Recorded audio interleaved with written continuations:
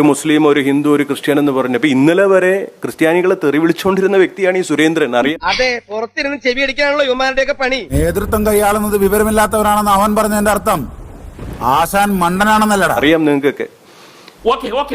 എന്നാൽ ഇനി ഞാനൊരു സത്യം പറയാം. എന്തെങ്കിലും കുത്തി കേട്ടി തന്നെ വായിക്കാത്ത കടുവ ഏകാദശി വ്രതം എടുക്കുന്ന പോലെയാണ് സുരേന്ദ്രൻ ഇപ്പം ഈ ക്രിസ്ത്യാനികളെ സ്നേഹിക്കുന്നത്. കള്ളനവൻ പെരുങ്കള്ളൻ എന്റെ കൈ കെട്ടിണ്ടില്ല.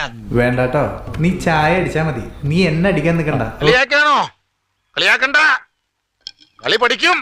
കടുവ ഏകാദശി വ്രതം എടുക്കുന്ന പോലെയാണ് സുരേന്ദ്രൻ ഇപ്പം ഈ ക്രിസ്ത്യാനികളെ സ്നേഹിക്കുന്നത്. അതുമായിട്ട് എനിക്ക് ഇട്ടൊന്ന് വെച്ചതാണല്ലോ. എന്റെ സ്വഭാവം അങ്ങനെ, ഞാൻ വെക്കുമ്പോ എല്ലാവർക്കും ഇട്ടൊന്ന് കൊള്ളും. ചുമ്മാ ഇങ്ങനെയുണ്ടോ കള്ളന്മാര് ലോകത്ത്? വെറുതെ ഇങ്ങനെ ഓരോ റൂമിലും കയറി വന്ന് നട്ടാ കുരുക്കഥ നുണകൾ പറയല ഇവന്റെയൊക്കെ ഹോബി. ഇനി മറ്റൊരു വലിയ മനുഷ്യനുണ്ട്. അതുപോലെ വെള്ളാപ്പള്ളിയുടെ എടുക്കുക, എന്ത് ക്രെഡിബിലിറ്റിയാണ് അദ്ദേഹത്തിനുള്ളത്? ദൈവമേ, മൂർഖനെയാണല്ലോ ചവിട്ടിയത്. അതങ്ങനെ അല്പന ഐശ്വര്യം കിട്ടി അർദ്ധരാത്രിക്ക് കൊട പിടിക്കും ഇതുപോലെ. അദ്ദേഹം എത്ര കോടി രൂപയാണ് ഈ നമ്മുടെ ഈ സമുദായത്തിൽ നിന്ന് തട്ടിയെടുക്കുന്നത്?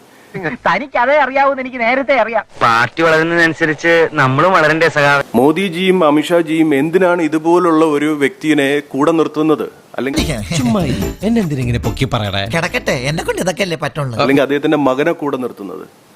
അതിനെന്ത്, മോനൊരെണ്ണം ഉണ്ടല്ലോ, വിത്ത് ഗുണം 10. എന്റെ ബുദ്ധിയും നിങ്ങളുടെ ശക്തിയും മതി. നിങ്ങളുടെ ബുദ്ധിയും എന്റെ ശക്തിയുമായാല് ഈ 3D പടം പോലെ ഇരിക്കും, ഇങ്ങോട്ട് വരണ പോലെ ഇരിക്കും, പക്ഷെ വരില്ല. എത്ര കോടി രൂപയായി ഈ സുരേന്ദ്രന്റെ ഒക്കെ കെയർ ഓഫില് എവിടെയൊക്കെ പാർക്ക് ചെയ്തിട്ടുള്ളത് നിങ്ങൾക്ക് അറിയാലോ. ചേട്ടാ, അവമാനിക്കരുത്. ഞാൻ നല്ലൊരു കുടുംബത്തിൽ പറഞ്ഞവനാണ്. നീ നല്ല കുടുംബത്തിൽ പറഞ്ഞു, ഞാൻ പിന്നെ മറ്റേ കുടുംബത്തിൽ പറഞ്ഞാണല്ലോ. ഇതൊന്നും ആരും ചോദിക്കില്ല.